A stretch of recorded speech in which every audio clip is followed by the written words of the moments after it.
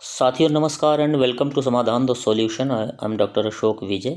UP police भर्ती 2024 की तैयारी की सीरीज चल रही है।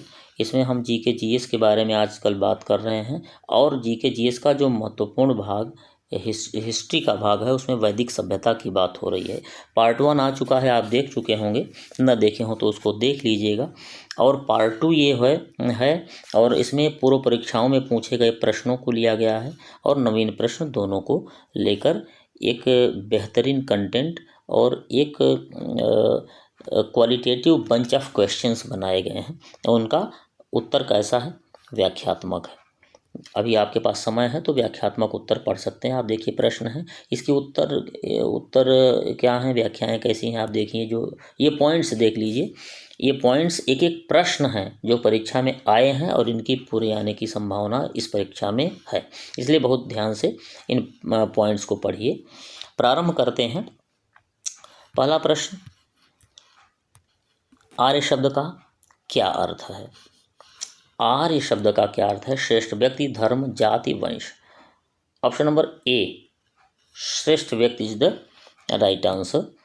आर्य माने श्रेष्ठ, उत्तम, कुल, उत्तम, कुलीन व्यक्ति, सभ्य व्यक्ति यानी आदरणीय व्यक्ति। आर्यों द्वारा जो निर्मित सभ्यता थी उसे वैदिक सभ्यता कहते थे, क्योंकि यह वेदों पर आधारित थी, विशेष रूप से ऋग्वेद पर। यह एक ग्रामीण सभ्यता थी, यह प्रश्न आया हुआ है, और इनकी भाषा क्या थी? संस्कृत थी। प्रश्न नंबर 2 है, महाभारत का पुराना नाम क्या है? Bhagavad Gita, Vyas Samhita, Jai Samhita, Shrimad Bhagwat. Option number C, Jai Samhita is the right answer. विश्व का सबसे बड़ा महाकाव्य क्या है? महाभारत है, और इसका दूसरा नाम क्या है? शतसाहस्री संहिता। याद रखिए, प्रारंभिक नाम जय संहिता था जिसमें 8800 श्लोक थे। दूसरा संस्करण भारत नाम से आया जिसमें 24,000 श्लोक थे, और वर्तमान में महाभारत कहा जाता है और इसमें लगभग 1,00,000 श्लोक हैं। सबसे पुराना महाकाव्य रामायण है और सबसे बड़ा महाकाव्य महाभारत है। नेक्स्ट, ऋग्वेद की मूल लिपि क्या थी? Devanagari, Brahmi, Kharoshthi, Roman. Brahmi is the right answer.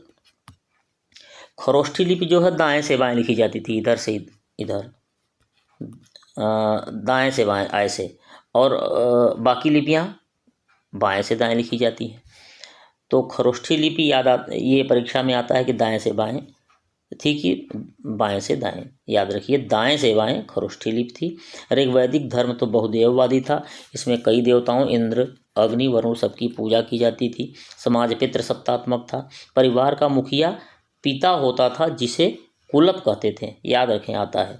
पुरोहित को होता कहा जाता था, ये भी याद रखने योग्य है। क्वेश्चन नंबर 4 है, ऋग्वैदिक आर्यों के जीविकोपार्जन का मुख्य साधन क्या था? कृषि, व्यापार, शिकार, शिल्पकर्म। ऑप्शन नंबर ए, कृषि इज द राइट आंसर। कृषि और पशुपालन ये दो मुख्य इनके साधन थे जीविकोपार्जन के। और अच्छी कृषि के लिए क्या किया जाता था? वर्षा की कामना की जाती थी और देवताओं से प्रार्थना भी की जाती थी। वर्ण व्यवस्था, 5वां प्रश्न है, वर्ण व्यवस्था से संबंधित पुरुष सूक्त का उल्लेख सर्वप्रथम कहाँ मिलता है? पहले तो आप याद रखें, ये भी प्रश्न बनता है कि पुरुष सूक्त किस व्यवस्था से संबंधित है? वर्ण व्यवस्था से। इसका उल्लेख किस वेद में मिलता है, किस ग्रंथ में मिलता है? ऋग्वेद, सामवेद, यजुर्वेद और Manusmriti. Rigveda is the right answer. Rigveda में वर्ण या रंग के बारे में वर्णन किया गया है। यह वर्ण रंग से भी संबंधित था और व्यवसाय से भी संबंधित था। आर्यों को आर्यों को गौर वर्ण कहा जाता था, और दासों को, दसों लिखा है, दासों को कृष्ण वर्ण कहा जाता था। ऋग्वेद के 10वें मंडल में पुरुष सूक्त है और उस पुरुष सूक्त में सर्वप्रथम शूद्र वर्ण की बात की गई है। ये जो छोटे छोटे मंडल हैं, सूक्त हैं, इनको याद रखें, यही आते हैं परीक्षा में। 6वां प्रश्न है, तमसो मां ज्योतिर्गमय। ये बड़ा अच्छा फ्रेज है और अक्सर हम इसको बात करते हैं, इसके बारे में गाना गाते हैं। ये कहाँ से कथन मिलता है? वेदों से, पुराणों से, उपनिषदों से और महाकाव्यों से। तमसो मां ज्योतिर्गमय, उपनिषदों से मिलता है ये, और यह बृहदारण्यक उपनिषद में मिलता है। अर्थ क्या है? तम माने अंधकार, ज्योति माने प्रकाश, यानी अंधकार से प्रकाश की ओर।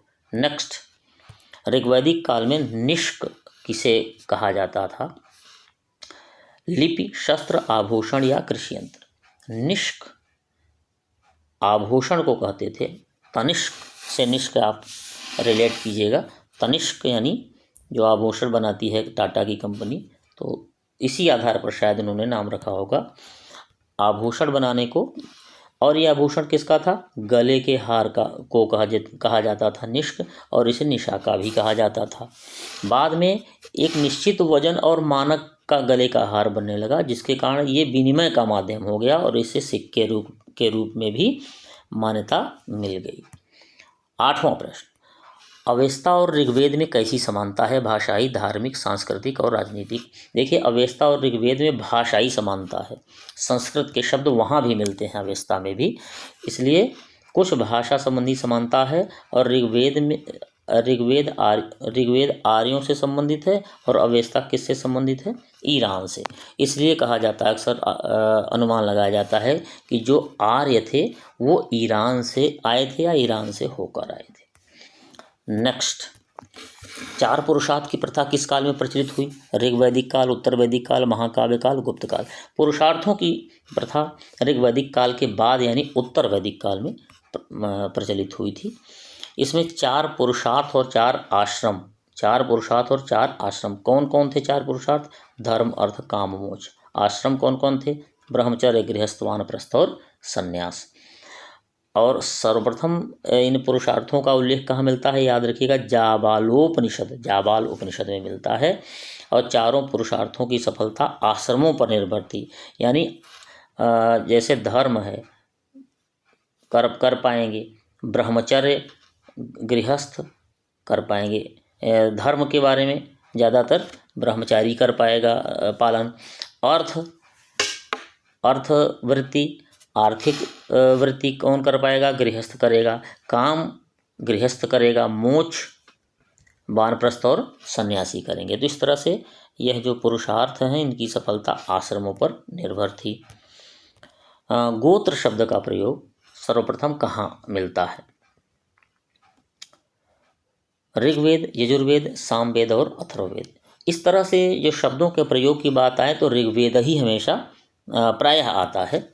तो गोत्र का अर्थ गोष्ठी होता था, जहाँ समूचे कुल का गोधन पाला जाता था। और आजकल गोत्र जो है जातियों के या वर्णों के होते हैं, जिनमें प्रायः शादी संबंध एक गोत्र से दूसरे गोत्र में किया जाता है। सगोत्रीय विवाह नहीं होते, ऐसा माना जाता है कि वो हमारे परिवार के ही हैं।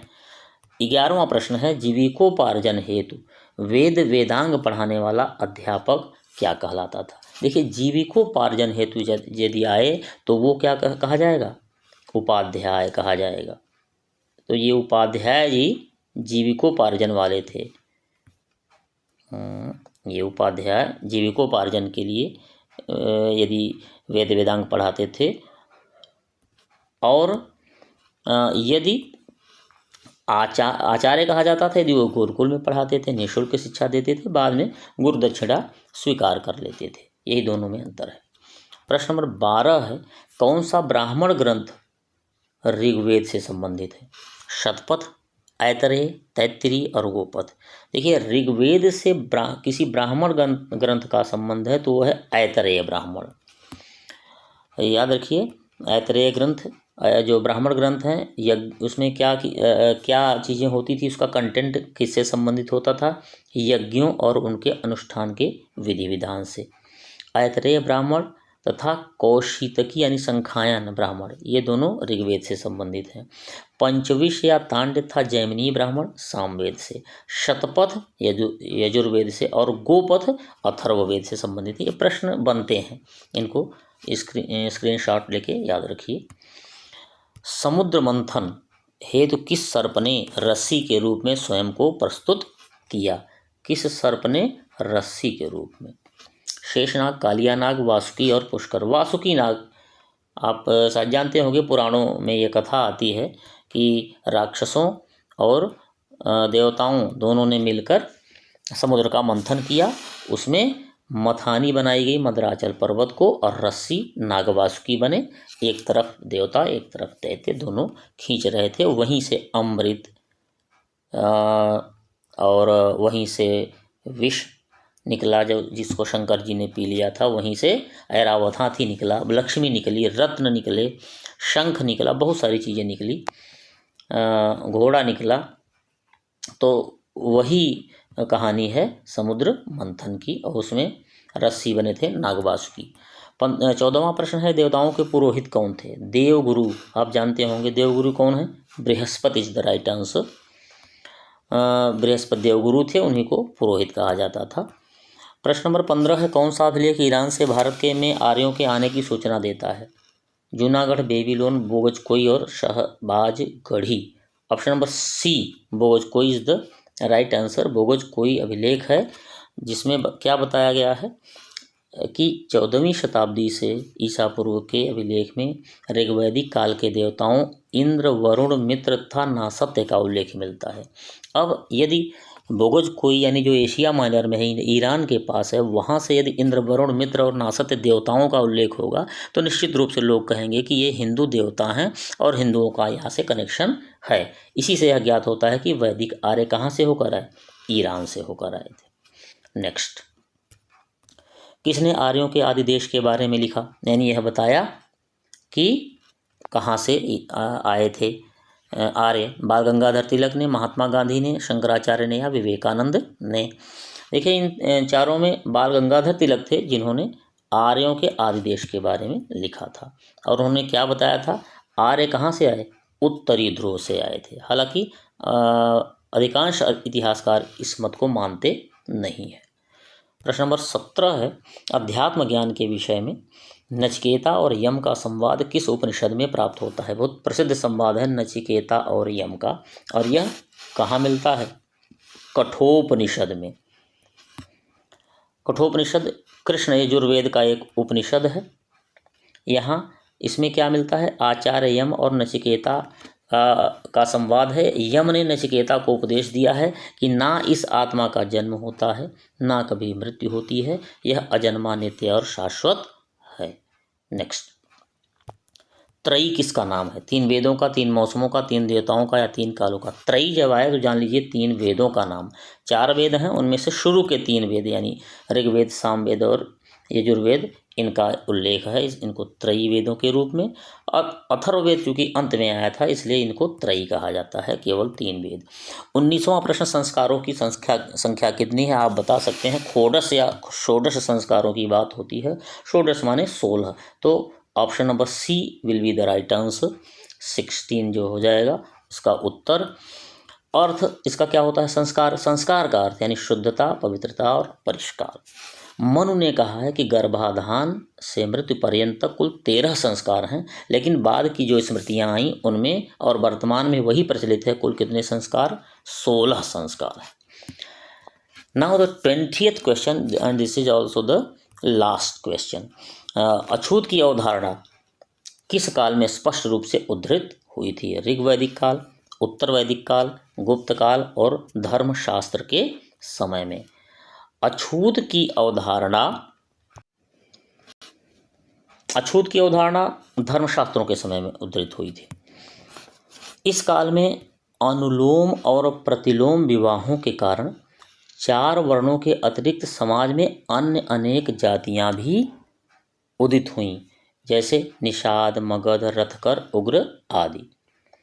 पाणिनि ने बताया है कि 2 प्रकार के शूद्र होते थे, एक निर्वसित और एक अनिर्वसित। इनमें से जो पहले प्रकार का शूद्र है यानी निर्वसित जो शूद्र है, उस समय में ये अस्पृश्य माने जाते थे। ऐसा माना जाता था कि ये अशुद्ध हैं, इनको छूना नहीं चाहिए। तो इस तरह से आप देख रहे हैं कि जो प्रश्न हैं उनके उत्तरों में कितना जो है परिश्रम हुआ है, कितनी रिसर्च हुई है, और इस कंटेंट को ठीक बनाने में, परीक्षा के दृष्टि से उपयोगी बनाने में क्या मेहनत की गई है। तो इससे आप समझेंगे कि आपके लिए कितना महत्वपूर्ण है।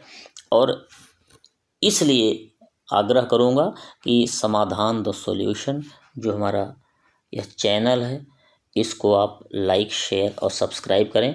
लाइक तो निश्चित कर दीजिएगा, शेयर कम से कम ये ध्यान रखिए कि उन लोगों के पास कीजिए जो पुलिस की तैयारी या अन्य तैयारियां कर रहे हैं, क्योंकि कंटेंट इसका आप अब देखेंगे तो ये पुलिस या जो वनडे एग्ज़ाम्स हैं या पीसीएस है उन सारे लेवल्स को कवर कर रहा है। तो आप जो परीक्षा की तैयारी करने वाले हैं सबको शेयर कर सकते हैं और सब्सक्राइब चैनल को कर लीजिए, क्योंकि इसमें मैं ठीक ठाक मेहनत करने वाला हूँ। इस चैनल को ठीक बनाने के लिए आपके मुझे कमेंट्स की भी आवश्यकता होगी कि किस तरह से मुझे वीडियोज़ बनानी चाहिए और इसमें क्या परिवर्तन, क्या परिवर्धन करना चाहिए। वीडियो देखने के लिए बहुत बहुत धन्यवाद।